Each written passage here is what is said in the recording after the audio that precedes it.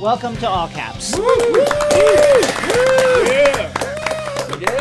Big news, folks. Ben arriving in Brooklyn led to an entire conversation about Ben's mental health. And of course, Ben's mental health was one of the reasons that Ben cited for his not being able to come in and play for the Philadelphia 76ers and or go through workouts, practice, etc. for the Philadelphia 76ers. And now that Ben seems happier as a member of the Brooklyn Nets, people are like, well, look at this. It's quite convenient, isn't it? This is one stupid. Howard Eskin is like probably the number one offender. This is kind of like Howard Eskin's brand. You can go ahead and Google him and just see like what else Howard Eskin has been up to like in his life and career. Here is Howard Eskin. So much for Ben Simmons' mental illness. Ben Simmons apostrophe mental illness, not Ben Simmons mental illness, as if that's like a brand of sports drink. Amazing how that was just fine once he got traded, insulting to those that really suffer. I mean, that's the thing. Mental health is something that people are just very good at hiding from other people. Using cues, your own like mental health radar as some kind of gauge for whether someone is fine or suffering or happy or not is just like, you're not gonna be able to do it. You're not gonna be able to do it, and it's stupid to say that. There's probably people around you right now who are suffering in silence from mental illness, and when they hear people that they know and respect or work with or family members with being like, oh, that guy's faking, that's bullshit. The message, what kind of message would they take away from that? So don't do this, it's dumb. There's plenty of ways to criticize Ben Simmons without being like, he's faking a mental illness, which did not help him in any way. He's still like, he paid $20 million to not play for the Sixers. Like, I think it's reasonable to assume that he's been under severe stress and harm. Let's go to James Harden. So James Harden arrived in Philadelphia, and here he is, as our good friend Tyler Tides tweeted, looking like he just got done doing a 20-year bid. Here is James Harden at his introductory press conference. For me, it made sense, man. It's a time where I needed to be around guys that I know that want to win and know that they are willing to do whatever it takes to win. And the structure here is unbelievable. So many are imputing this as a shot at Kyrie Irving, who notably is not willing to do everything that there is to do in order to win, and that's his own personal choice. But when you're on a team, it's like you're in a rowboat, and if one person is like only rowing 40% of the time, then it's like absolutely reasonable to ask like, hey, can you row more? And then if the person's like, no, personally, like I don't believe in it, then it's also reasonable to be like, I'd like to get into a different boat now. So I get it. If I'm Jason Harden, I get it. And I'm not saying that he's necessarily right in saying I'm doing it all myself in Brooklyn, but I get it. Listen, conversations about James Harden and about Ben Simmons continue. Here is a first take with the great Chris Mad Dog Russo sitting in. See if you can discern what this is being discussed here. With all the emotion, what's up with all the emotion? The character thing that you keep bringing up. I can bring up character stuff about GMs, coaches, owners. He's up the ladder. And so he's not be playing. So he's going to understand it. He's going to yes, of course. He's making $40 million a year. But what? The point is that you get the assets for him. He didn't want to be a Houston. This sounds like I'm listening to like a couple argue in the other apartment. Chris Russo is a New York radio legend, but this is like oil and oil. Like, but two different kinds of oil. All I hear is like, Stephen A! Stephen A! No, Stephen A! No, that's all I hear. This went on for 40 seconds? What are you even talking about? They do a 2-hour show. I don't know how Stephen A doesn't sound like Doc Rivers all the time. Like, it's ridiculous. So, James Harden. It was rumored and was signaled that James Harden, he's going to extend with the Philadelphia 76ers and opt in to his contract. Now, the paperwork didn't get to the league office, which could have happened for any number of reasons, but here's our good friend Zach Lowe talking about a conspiracy theory that many in the NBA are talking about. This is the one that's going around the league that James Harden, to be clear, just debunked. That he's going to decline his option, re-sign for less money, so that Philadelphia can dump Tobias Harris into somebody's cap space and open up, if they dump some other people, an almost max slot for a third star.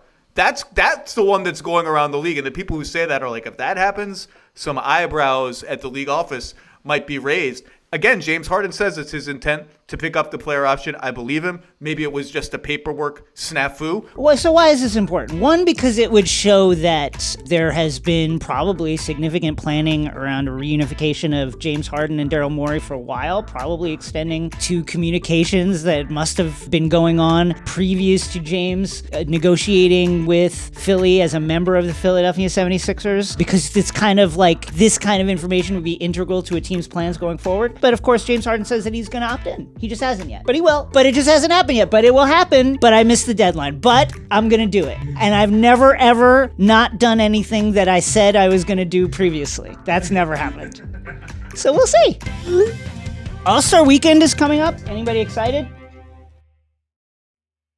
If there's one place that you can really pinpoint the slippage from David Stern to Adam Silver, it is the celebrity game. It has fallen off dramatically. Let's go take a look at just like an average celebrity game during the late reign of one David Stern. 2003, here are the players for the celeb game. Mark McGrath from Sugar Ray. Okay, it was a couple years late for the Sugar Ray ride, but still, Mark McGrath's still in it. A lot of name recognition. Justin Timberlake could not have been hotter. Jamie Foxx, off the top rope. Rebecca Lobo, legend. Sue Bird, legend in the making. Jonathan Lipnicki? Now, listen, Jonathan Lipnicki, Jerry Maguire had come out in 1996, but Stuart Little had come out only a year before, and this guy was at the top. Lipnicki was at the top of his fucking game. Anthony Anderson, legend in the making, I think at that point. Brian McKnight, iconic. Muggsy Bogues, everybody loves him. Moses Malone, Tim McGraw. I mean, Nelly. Is this the year that Nelly and Tim McGraw had the song together? Oh, good question.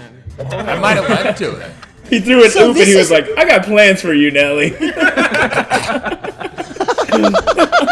So this was February 2003, and over, the Nelly song featuring Tim McGraw came out in 2004. So this is like, you know how people say the 2008 Olympics was where LeBron and Wade and everybody started like scheming to join up? I think this is where McGraw and Nelly first hatched the plan to fix racism in America once and for all. And they almost did it. So there's an average David Stern era celeb game. It's not just star-studded, but it's like stars who are in the heat of a particular moment. Let's go to the 2022 NBA celebrity game under the absentee regime of Adam Silver. Jimmy Allen.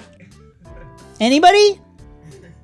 Machine Gun Kelly? Okay, that's legit. Noah Carlock, Fanatics All-In Challenge winner?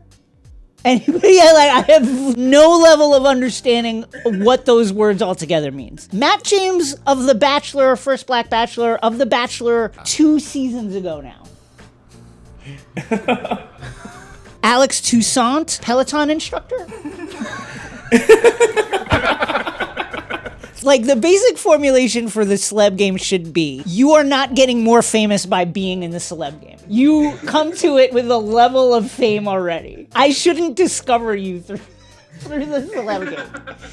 Which leads us to our next discussion regarding the celebrity game. NBA all-time problematic starting 5 celeb game players. Starting point guard, Floyd Mayweather, celebrity game 08. You know what it is. You know what the issues with Floyd Mayweather are, right? They are many, they're numerous, they're well documented. Go check that out. At the second guard, we're gonna have Danny Masterson of That 70s Show fame. Danny Masterson, 2005. At the swing position, Chris Brown. Moving on.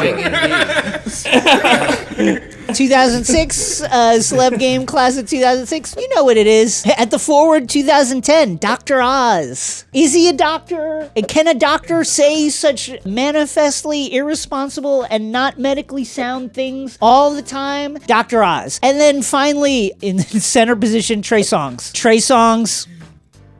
You just Google it. There's a lot of stuff happening recently with Trey Songz, and it's not great. This is a wild list, and I would just say gently to whoever the booker is for the NBA All-Star Celebrity Game, let's tighten it up.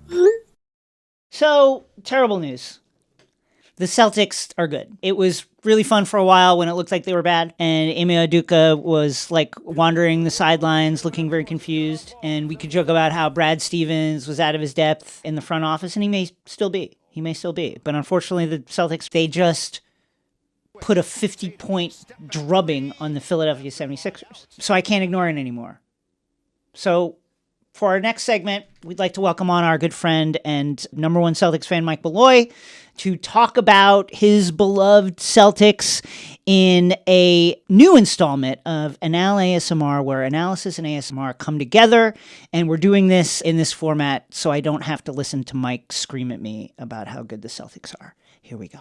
Mike, thanks for joining us. I wish it was under better circumstances. I'm very happy with the circumstances. I think the circumstances are fucking bullshit, but I get it. How are you feeling about your beloved Celtics going on a win streak? I'm feeling pretty fantastic. We got rid of all the shitheads. Ennis, of course, was supposed to appear at CPAC, the Conservative Political Action Conference.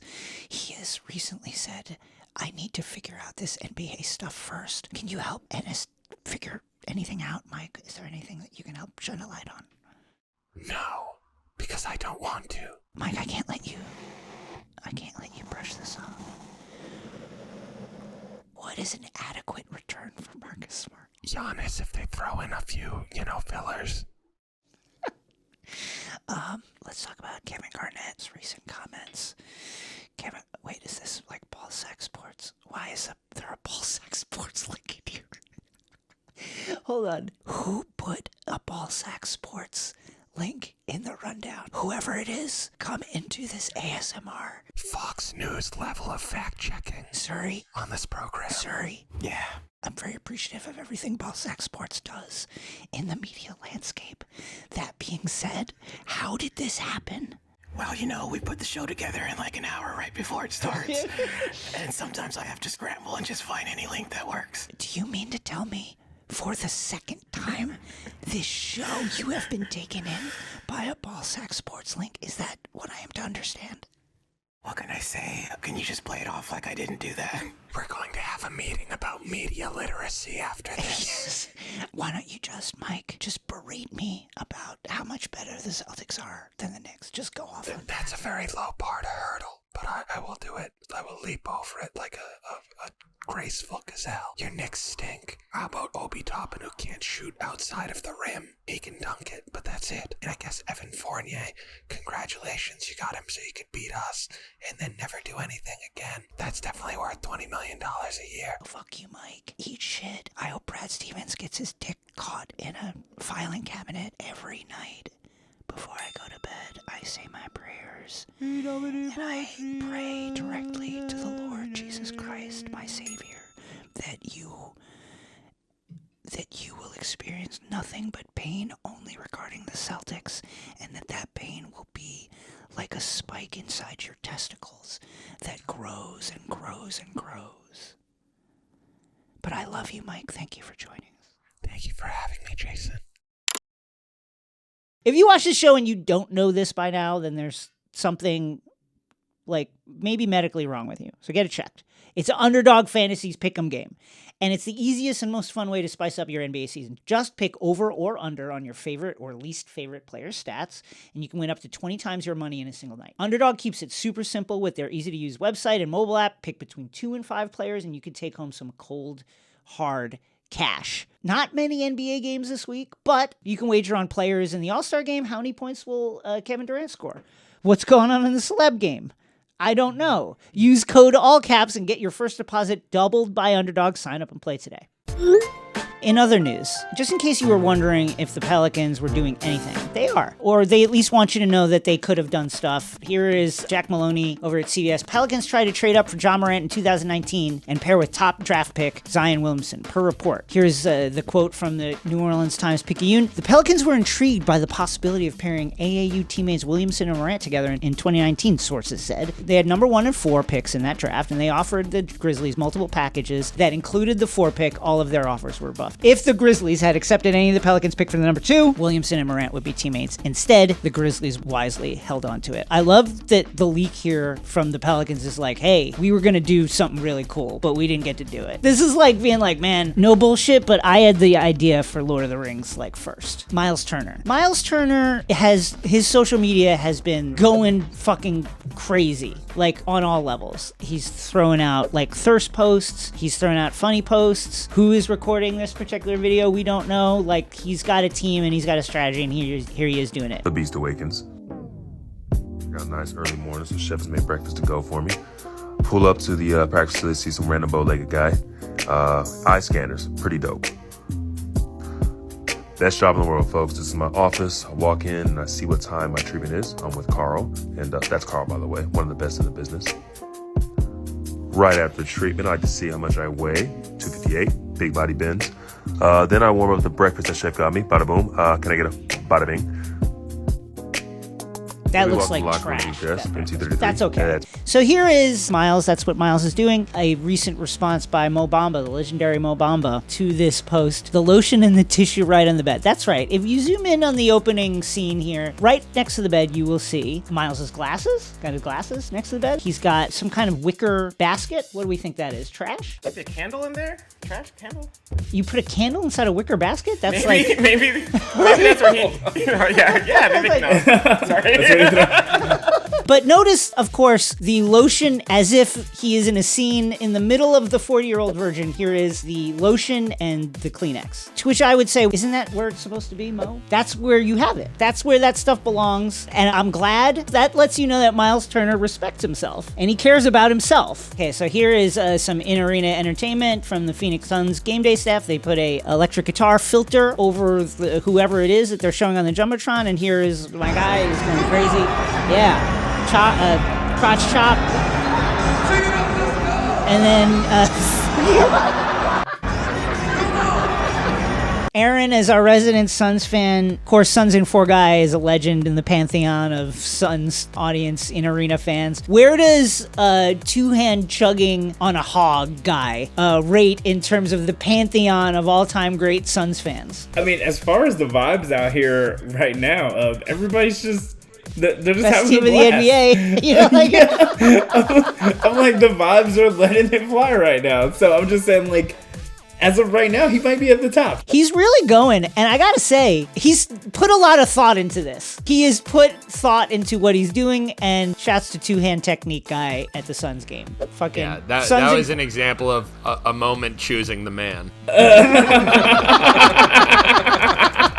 So we have Suns in 4 guy. What is this guy? Two-hand technique guy. It's Marvin Gagley Jr.